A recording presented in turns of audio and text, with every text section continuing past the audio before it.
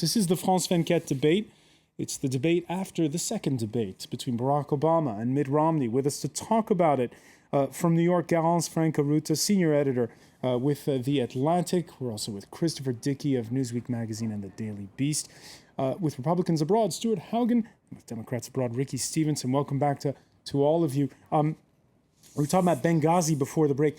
One issue where both candidates seem to be in agreement, in fact, I even sensed one-upmanship, is China. More and more, there's this sort of one-upmanship, I'm going to be tough on China, I'm going to be tough on China, to the point, Christopher Dickey, where scholars are worried about the pronouncements of both candidates. Well, I mean, I think both of them want to show that they're tough on China. Both of them want to say that China shouldn't have unfair advantages and that they're going to do whatever they can.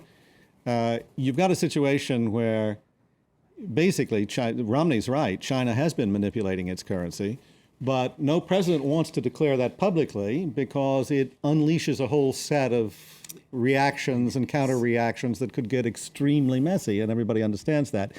Romney's put himself in a difficult position if he wins the election, where he made one of those kinds of commitments that candidates make, where he says, first day I'm president, I'm going to declare them currency manipulators. And that will a bit like Obama closed down Guantanamo on his first day. Thank you, François. No. As I say, it's that first day. It's a campaign thing. Yeah, exactly. And so you're right. They were sort of one-upping each other. But I think China policy is one of those things. They can say anything they want during the campaign.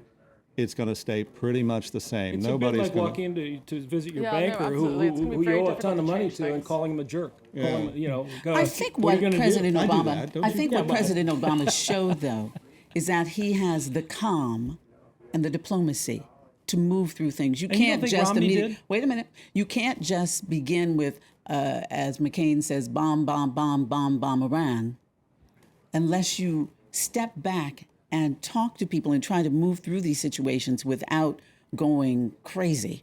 And I think that's what President Obama has shown, his steadiness, his calm under pressure. And the coherence of his foreign policy will lead from behind and throw in cruise missiles into Libya. But because a handful of people seem to be getting killed there, where we have 30,000 dead in Syria and we still don't know what to do. I'm not saying I know what to do either. I'm just saying this is crazy.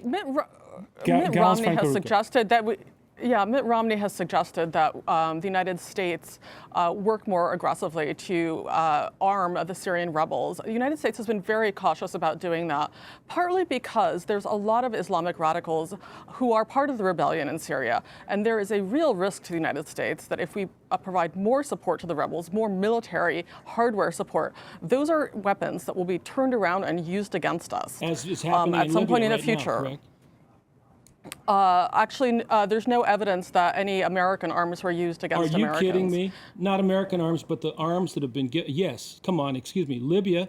We took Gaddafi out. Which side of this are you arguing, Stu? Oh, no, we took should Gaddafi. not have intervened. I don't know, to be honest with you. I'm just saying there's no coherence in our policy. We intervened in Libya to stop a potential massacre, bloodshed, and 30,000 people are dead in Syria. We don't have a policy right now. Well, as you know, we've been over this many times on this plateau. And I think that, one of the things that you learn about foreign policy over the years is that governments do what they can do. The Libyan situation was a situation, maybe not morally, but physically, militarily, that's radically different from the situation in Syria. It was a war that was fought. It was a war that was fought essentially on one road and along the sea. It was, relatively speaking, easy to do, and it still took months to accomplish. Yeah. To get the United States involved in any major way in Syria at this point, after Iraq, after Afghanistan, I think, first of all, you're going to see no political support for that. That's not exactly what I'm suggesting. I'm suggesting that we take a look. What are you suggesting? Let's take a look. Has there been a coherent policy for this whole Arab Spring? We have North Africa falling into the hands of the Salafists and the Frères Musulmans, the Muslim Brotherhood. And anybody who didn't see that coming is either stupid, not only Barack Obama, stupid, or naive, or just plain didn't want to look at it. The new head of government in Libya is a human rights worker. So there's no head of government in Libya. And other sorts of groups. Garance Francaruta. It's important. It's important to distinguish between the Muslim Brotherhood and other sorts of groups. I mean, the United States is at this point dealing with the Muslim Brotherhood as the government in Egypt. They were the only force that was strong enough after all of the restrictions on the development of civil society under Mubarak to win an election. And so the United States is dealing with them. But it's a very different situation than what happened in Libya, where you have these militias and you have a kind of chaotic, anarchic situation with a lot of different armed groups. We didn't know that the Frères Musulmans were the only people who could possibly take over Egypt? We knew that, but what were we going to do about it? No, they possibly not absolutely throw knew. Mubarak out so fast, you know. All right, all of this. Are you suggesting that the United States should have continued to support Mubarak against the Arab Spring revolutionaries? There might have been a different pace to do this thing. I've spent 25 to 30 weeks in Egypt over the years. It's not that I'm talking just out of Well, listen, blue. I lived there for 6 years. And I was there at the time of the rebellion in January and February of last year. I guarantee you. And I was on the ground the entire time. And I'll tell you, there was not much that the Americans could do except maybe open the door to Syrian-style bloodletting, where you say to the dictator, yeah, hang tough, stay in there. Yeah. Say to Mubarak what the Iranians are saying to Assad right now. That we could have done, and we see how it turned out. We did say that to Assad, didn't we? We said he was a reformer, didn't we?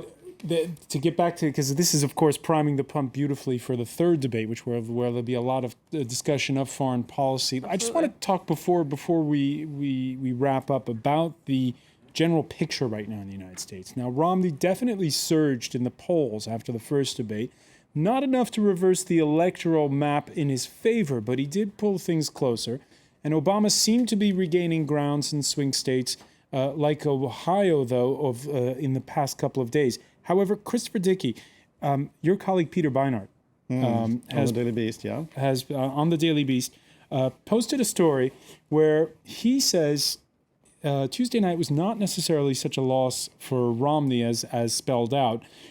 He says Romney was more of the same, appearing as in the first debate, appearing centrist, compassionate, and hopeful. Yeah, hopeful I think is the key word. And are we misreading the fact that Obama came out feistier, but Romney perhaps sending those messages targeting to the voters that count? Yeah, I think Peter's right on that. I think that the base for Obama was definitely energized. It was completely demoralized by the first debate. I think it was definitely energized by the second debate. But I think that the key to Romney is that he still comes across as having a positive vision of the future. Whereas Obama is still, I'm doing my best, guys. We're trying to cope here. Well, people ultimately are not inspired by trying to cope. They're inspired by a positive vision of the future, even if it's a fiction. And, I think ultimately most people think the politicians are telling them fictions one way or the other. So if you have a good fiction, and Romney's is a very positive sounding one, a lot of people will go for it. And he says it over and over again. Yeah, well, that's a politician's word. It depends on who he's talking to. And Obama does what he not has do to that, say. Of course, Obama is he consistent. I will cut the deficit in half in my first term. The problem with Obama is that he gets bored with saying it over and over again, and the boredom becomes contagious. And he doesn't really want to be president anyway. Let's listen to what Mitt Romney had to say. On the economy, Barack Obama got in one of his best one-liners of the night, accusing Romney's 5-point plan of really being a 1-point plan to help the rich.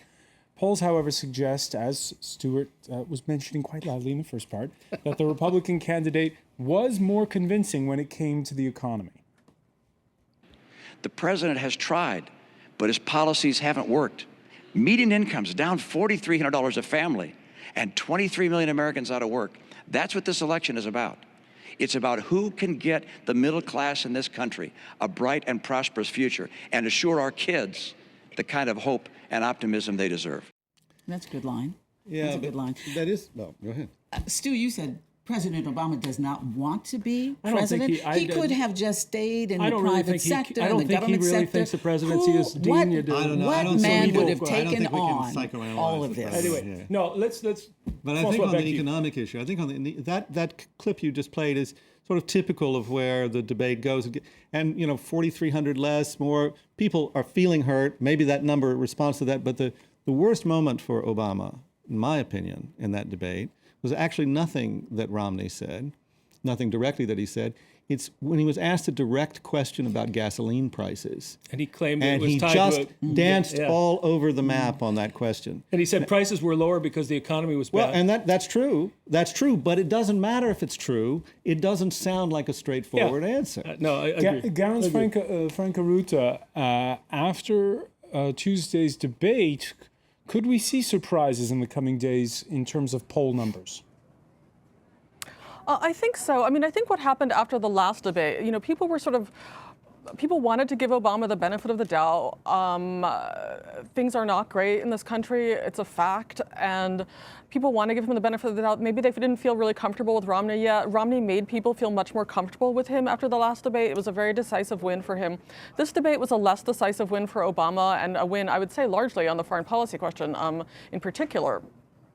You know, it's not just debates that we're dealing with right now. There's a lot of stuff happening on the ground. The Republicans have a very aggressive ground game that's sort of happening a lot beneath the radar. They've stepped up the advertising so that now Romney is surpassing Obama with the advertising. There's a lot of stuff happening in the crunch right now that's going on the ground in various states, and not just, and mailers as well, arriving at people's houses every day. So it's not just the debates. So, you know, Obama, obviously, if he'd collapsed in this debate in the way he did in the last one, I think it would have been over for him. You know, it's still a fight, but we don't know where it's going to go right now. Hang on, you say the Republicans are doing that, but the Democrats are doing that as well. It seems to, this time around, it's almost forensic the way that potential undecided voters are being targeted. Yeah, no, absolutely. You know, both sides are doing it, but I'm just saying the Republicans do have a very aggressive ground game. They practiced very hard in 2010, and they won. And I think they've taken what they learned and built a much more aggressive game than they had even in 2008. So this is all going to come down to some extent to who turns out, who is the American electorate in 2012. It's not going to be the same people in 2008. A lot of those first-time Obama voters, first-time voters, low commitment voters, they're not coming back. So who's going to be turning out on election day will be very interesting. I think another factor is going to be the voter suppression and how successful the Republicans have been with that. Please. Actually, I don't, that's just crazy. Voter suppression, the biggest voter suppression going on, no, hang on. The biggest voter suppression going on in the United States today is the fact that the U.S. military can't get an absentee ballot sent to them on time to vote. That is a tragedy, and it's totally ideological, and it's totally wrong. But could we see confusion in places like Ohio on election night? I don't know. I don't think so. I think the biggest thing going on here right now is that you have to ask yourself, think about everybody that voted for Barack Obama in 2008, and he had a massive and majestic coalition who voted for him. Who voted for him in 2008 who didn't vote for him in 2008 is going to vote for him in 2012. I don't know anyone, to be honest. I'm sure there's somebody out there. How many people who did vote for him in 2008 are not going to, for any reason, either disillusionment or lack of belief or change of sides? The fact is that's a massive number, and I know a bunch of them. So the reality is Barack Obama's not going to bring out the same coalition in 2012 as he did in 2008. I think he's going down. I think he's going down pretty big. I think you're ignoring the people like the woman who asked the question. She said she voted for him in 2008, though. That's not going to change anything. The woman who said, you know, what's going to happen with you? You come behind Bush. And are you going to be like Bush? I think there are a lot of people. The question is put to Romney. And I thought he did a pretty good job of differentiating himself there, considering the fact that he's a conservative. How do you differentiate? You've got there are people who are still afraid of the policies. There are, but those people voted for Obama in 2008. And a lot of those people aren't going to vote for him in 2012. Right. That's clear. And one final point. We're talking about how both sides are having perhaps problems at times galvanizing their own camp, despite all that's at stake, despite the money stakes that Gallance has just been describing. Late-night TV hosts in the United States have quipped and joked about how this campaign lacks a bit of zip, and the next 3 weeks seem long. Well, it seems that voters and pundits have another problem. They all still remember 2008. Yes, we can. I think that I can do a better job. I mean, obviously, that's why I'm here. I think I am better. Well, you're all Joe the plumber, so all of you stand up and say... You know, they say the difference between a hockey mom and a pit bull? Lipstick. Christopher Dickey, this is a tough act to follow. Yeah, and you know, as we're talking, I mean, the real challenge for Obama and the disappointment is it's very hard to follow up, yes, we can, with we did what we could. And that's the tone of his campaign, and that's really that's really deadly. I mean, basically, the yes, we can guy in this campaign is Romney. Yeah, and I don't spend much time in the States these days, unfortunately, so I can't really give you that hands-on. But I've been in Paris twice today now, including this one. Both times, Moroccan origin cab drivers. And I said, I'm going in to do a little discussion about the debate last night, and we got into it. And I tread lightly because my expectation is they're going to be very strongly pro-Obama. Both of them said, you know what? From our standpoint, it's time to make a change. It ain't working. And both of them, I was shocked. And on the other side, I hear them saying, we have to support this man who has been stopped at every turn. He had 2 years on his own with a complete control of government, frankly. Gals, Franco Ruta, is it still going to lean Obama come election night? I think it's very much a toss-up right now. I think it'll be a challenge for Mitt Romney to win the United States without Ohio, which is why you hear so much focus on, for example, China, which is a huge issue for people in manufacturing communities there, where they've seen outsourcing of jobs and outflow of manufacturing. But, Virginia, Florida, Colorado have been trending Romney's way in the last week or so. And it's hard to imagine that all of the swing states but Ohio could trend in one direction without it having an impact on Ohio. So, we'll have to see what the shakeup from this debate is, if Obama is able to sort of push back if this was a momentary Romney blip or if this was a turning of the tide. And we shall soon see. Thanks for that, Gals, for joining us from New York. I want to thank Christopher Dickey, Stuart Haugen, and Ricky Stevenson. Thank you for being with us here in the France 24 debate.